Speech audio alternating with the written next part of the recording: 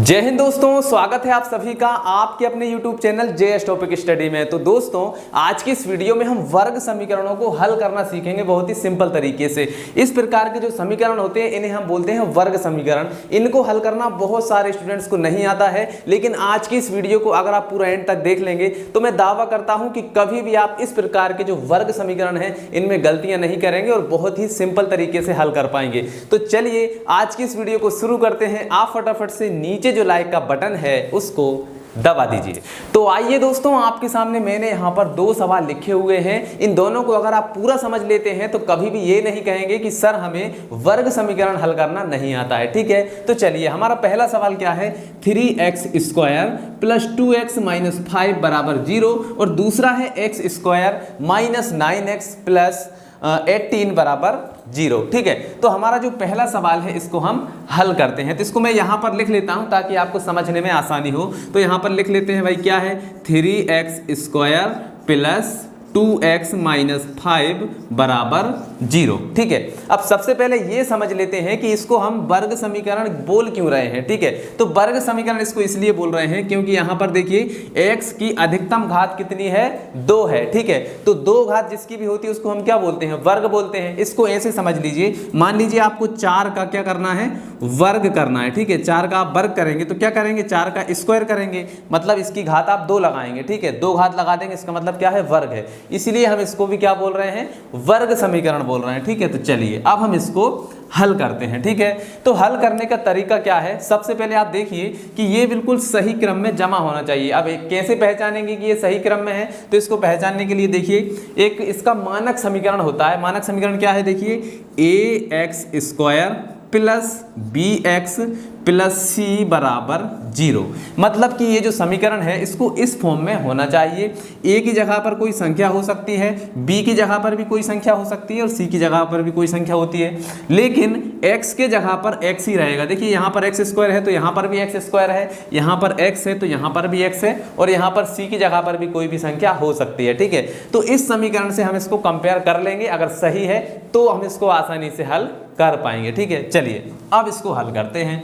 तो देखिए हल कैसे करना है, यहाँ पर जो 3 है, ठीक है, इसको हमें गुणा करना है इसके साथ। ठीक है, और इस गुणा को हमें मन में ही करके रखना है, यहाँ पर लिखना नहीं है। ठीक है, तो यहाँ पर 3 5 15। ठीक है, 15 हो गया तो ये हमने 15 यहाँ पर लिख दिया छोटा सा। ठीक है, अब हल करने का तरीका क्या है कि इस बीच वाली संख्या का हम ऐसे क्या टुकड़े करें कि उनको जोड़ने या घटाने पर तो 2 आ जाए। ठीक है, यहाँ पर 2 है तो जोड़ने या घटाने पर तो 2 आ जाए, लेकिन उन दोनों संख्याओं को गुणा करने पर कितना आना चाहिए, 15 आना चाहिए। बस ये कर लिया तो आपका आंसर बहुत ही आसानी से आ जाएगा। ठीक है, तो यहाँ पर देखिए 5 गुणा 3 यदि हम करेंगे तो कितना हो जाएगा, 5 तिया 15 हो जाएगा। ठीक है, इसके बाद में यदि हम 5 में से 3 को घटा दें तो कितना बचेगा, 2 बचेगा।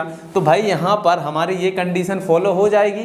मतलब कि यदि हम यहाँ पर 5 माइनस 3 कर दें, यहाँ पर 5 माइनस 3 करेंगे तो यहाँ पर इसका मतलब भी 2 ही है, क्योंकि 5 में से 3 जाएंगे तो 2 बचेगा और 5 और 3 का गुणा कर देंगे तो 15 भी मिल जाएगा। मतलब दोनों कंडीशन यहाँ पर फॉलो हो गई है। चलिए अब हम यहाँ पर इसको अप्लाई कर देते हैं। तो करना क्या है, ध्यानपूर्वक देखिएगा। तो देखिए यहाँ पर 3x स्क्वायर है, इसको जैसा का तैसा लिख दीजिए, 3x स्क्वायर प्लस अब 2x को हम क्या लिख सकते हैं, यहाँ पर हम लिख देते हैं इसको 5 माइनस 3 और ये x है तो ये x लिख दिया।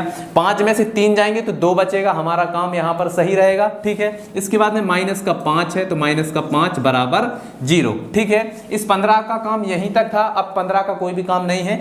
अब हमें क्या करना है, यहाँ पर देखिए 3x स्क्वायर, यहाँ पर हो गया 5 माइनस 3x माइनस 5 बराबर 0। ठीक है, अब क्या करना है, अब देखिए इसको इसके साथ में गुणा कर लीजिए। तो यहाँ पर देखिए 3x स्क्वायर को ऐसा ही रहने देंगे, 3x स्क्वायर प्लस इस x का गुणा यहाँ पर करिए तो ये हो जाएगा 5x माइनस 3 के साथ भी होगा तो ये हो जाएगा 3x माइनस 5 बराबर 0। ठीक है, सिर्फ हमने इस x का गुणा इन दोनों के साथ में कर दिया है। ठीक, चलिए और आगे बढ़ते हैं।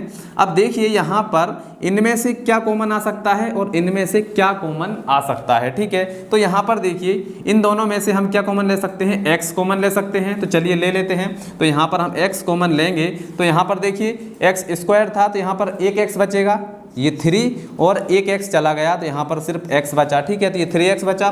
फिर इसके बाद में यहाँ पर प्लस 5 ये 5 रहेगा, x तो कॉमन ले लिया, ठीक है। इसके बाद में यहाँ पर माइनस, ठीक है। अब यहाँ से हम -1 कॉमन ले लेंगे, ठीक है। तो -1 कॉमन लेंगे तो क्या हो जाएगा, देखिए माइनस तो कॉमन चला गया तो यहाँ पर क्या बचा, 3x बचा, ठीक है। इसके बाद में माइनस कॉमन चला गया तो यहाँ पर क्या आ जाएगा, प्लस, और ये आ जाएगा 5 बराबर 0, ठीक है। अब ये दोनों संख्याएं यदि सेम है तो आपका सवाल यहाँ तक बिल्कुल सही है। अगर ये सेम नहीं है तो आपने कहीं ना कहीं पर गलती जरूर से की होगी, ठीक है। तो ये सेम आना चाहिए, अगर सेम नहीं है तो आपका सवाल गलत है, ठीक है। तो ये हमारा दोनों सेम आ गया है। चलिए अब क्या करना है, अब देखिए इस पूरे में से हम 3x + 5 को कॉमन ले सकते हैं, यहाँ पर भी है यहाँ पर भी है, तो इसको कॉमन ले लेते हैं। तो 3x + 5 ये हमने कॉमन ले लिया इसमें से, ठीक है। तो यहाँ पर इसके साथ में क्या था, x था, तो ये क्या बचेगा, कोष्टक के अंदर x बचा, ठीक है। यहाँ से ये पूरा कॉमन आ गया तो यहाँ पर क्या बचा, -1 बचा, तो ये आ गया -1 बराबर 0, ठीक है। अब क्या करना है, अब देखिए लगभग हमारा सवाल अब पूरा हो चुका है। अब हमें क्या करना है, एक बार इसके बराबर में 0 कर देना, एक बार इसके बराबर में। तो 3x + 5 बराबर 0 और यहाँ पर x - 1 बराबर 0, ठीक है। दोनों के बराबर 0 थी तो हमने दोनों के बराबर में 0 कर दिया है। अब इस 5 को उस तरफ ले जाएंगे तो क्या आ जाएगा, 3x बराबर -5 और 3 को नीचे ले जाएंगे तो x बराबर क्या आ जाएगा, -5/3, ठीक है। तो x का मान एक ये आ गया और दूसरा x का मान क्या आ जाएगा, x बराबर ये -1 है, उस तरफ जाकर +1 हो जाएगा, तो ये हो गया +1, ठीक है। तो ये x के 2 मान निकल कर आ गए हैं और यही हमारा क्या हो गया, आंसर हो गया, ठीक है। तो अगर समझ में नहीं आया है दूसरे सवाल को और देख लीजिए, आपको 100% समझ में आ जाएगा। तो चलिए अब दूसरे सवाल को हल करते हैं। चलिए दोस्तों अब जो दूसरा सवाल है इसको भी हल करते हैं और सीखते हैं कि भाई इसको कैसे हल किया जाएगा, ठीक है। तो इसको भी यहाँ पर लिख लेते हैं। तो ये आ जाएगा, देखिए x² - 9x + 18 बराबर 0, ठीक है।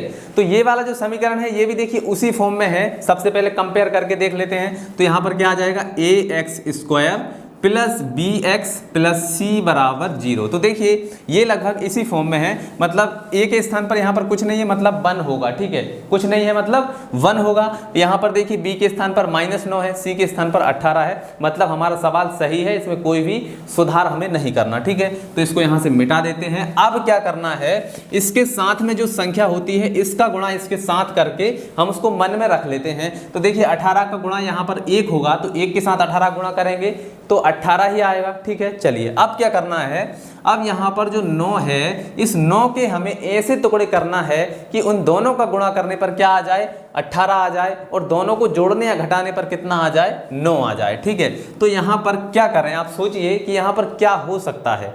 तो यहाँ पर देखिए यदि हम 3 गुणा 6 करें तो 3 गुणा 6 करेंगे तो क्या आ जाएगा, 3 18 होगा, ठीक है। और 3 और 6 को जोड़ देंगे तो क्या हो जाएगा, 9 हो जाएगा। मतलब ये कंडीशन यहाँ पर हम फॉलो कर सकते हैं, ठीक है। तो 3 और 6 का गुणा करने पे 18 भी आ जाएगा और 3 और 6 को जोड़ने पर क्या आ जाएगा, 9 आ जाएगा। तो चलिए अब करते हैं इसको यहाँ पर। तो देखिए x² है तो इसको सेम वैसा का वैसे ही लिख देते हैं, x² माइनस इस 9 को हम क्या लिख सकते हैं, ये कोष्टक लगा देते हैं। 9 को हम क्या लिख सकते हैं, इसको हम लिख सकते हैं 3 + 6 और ये x है तो ये x आ जाएगा, यहाँ पर +18 तो ये 18 बराबर 0, ठीक है। यहाँ तक कोई डाउट नहीं होगा, ठीक है। चलिए और आगे चलते हैं। यहाँ पर देखिए x² तो ये x² हो गया।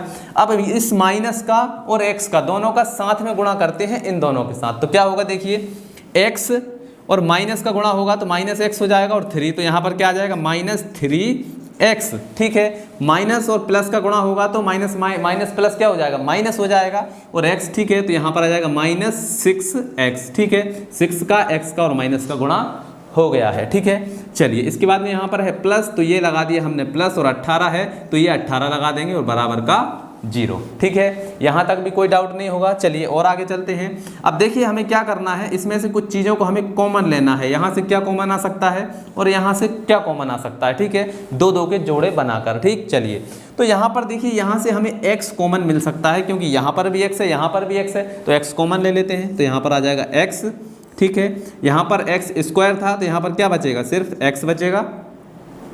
फिर इसके बाद में यहाँ पर क्या है, -x तो चला गया तो यहाँ पर क्या बचा, 3 बचा, तो ये 3 आ गया, ये कोष्टक बंद हो जाएगा, ठीक है। अब यहाँ पर देखिए यहाँ पर हम -6 कॉमन लेते हैं, -6, ठीक है। तो -6 कॉमन लिया तो यहाँ पर आ जाएगा क्या, x, क्योंकि 6 तो चला गया, x बचा। अब 6 से आप भाग लगाइए, 8 में कितनी बार जाएगा, 18 में, 6 तिया 18, 3 बार, ठीक है। तो यहाँ पर माइनस कॉमन लिया है, तो माइनस प्लस क्या होता है, माइनस होता है, तो यहाँ पर आ जाएगा माइनस का 3, ठीक है। अब 6 का गुणा आप जैसे ही इसमें करेंगे तो यहाँ पर क्या आ जाएगा, माइनस का 6x और माइनस माइनस प्लस 6 तिया 18, ठीक है, क्लियर। चलिए यहाँ पर आ जाएगा बराबर 0, ठीक है। अब देखिए यहाँ पर हमें इन दोनों संख्याओं को गौर से देखना है, क्या ये दोनों संख्याएं सेम हैं, अगर सेम है तो ही आपका सवाल सही है, अगर सेम नहीं है तो गलत है, ठीक है। तो इसको आपको ध्यानपूर्वक देखना है। अब हमें क्या करना है, इन पूरे में से इसको कॉमन ले लेना है, तो यहाँ पर भी x माइनस 3 है, यहाँ पर भी x माइनस 3 है, तो कॉमन ले लेते हैं। तो यहाँ पर आ जाएगा x माइनस 3, ये कॉमन आ गया, ठीक है। यहाँ पर क्या बचा x, तो ये कोष्टक के अंदर आ जाएगा x, यहाँ पर क्या है माइनस का 6, तो ये माइनस का 6 और बराबर का 0, ठीक है। चलिए अब क्या करेंगे, अब एक बार इसके बराबर में 0 कर देते हैं, एक बार इसके बराबर में 0 कर देते हैं। चलिए करते हैं। तो यहाँ पर आ जाएगा x माइनस 3 बराबर 0 और यहाँ पर x माइनस 6 बराबर का 0, ठीक है। ये 3 उस तरफ चला जाएगा, तो x बराबर क्या आ जाएगा, 3 आ जाएगा, ये भी x का मान आ गया, और यहाँ पर x बराबर आ जाएगा 6, x बराबर 6 भी आ गया। तो देखिए कितने सिंपल तरीके से हमने वर्ग समीकरण को हल कर लिया है। तो अगर समझ में आ गया है, आप सीख गए हैं कि किस प्रकार से वर्ग समीकरण को हल किया जाता है, तो इस वीडियो को लाइक कर दीजिए, चैनल पर नए हैं सब्सक्राइब करके बेल आइकन को जरूर से दबा लीजिए, ताकि नेक्स्ट वीडियो जब भी आए उसका नोटिफिकेशन आपको मिल जाए। तो चलिए मिलते हैं अगली वीडियो में, तब तक के लिए जय हिंद जय भारत।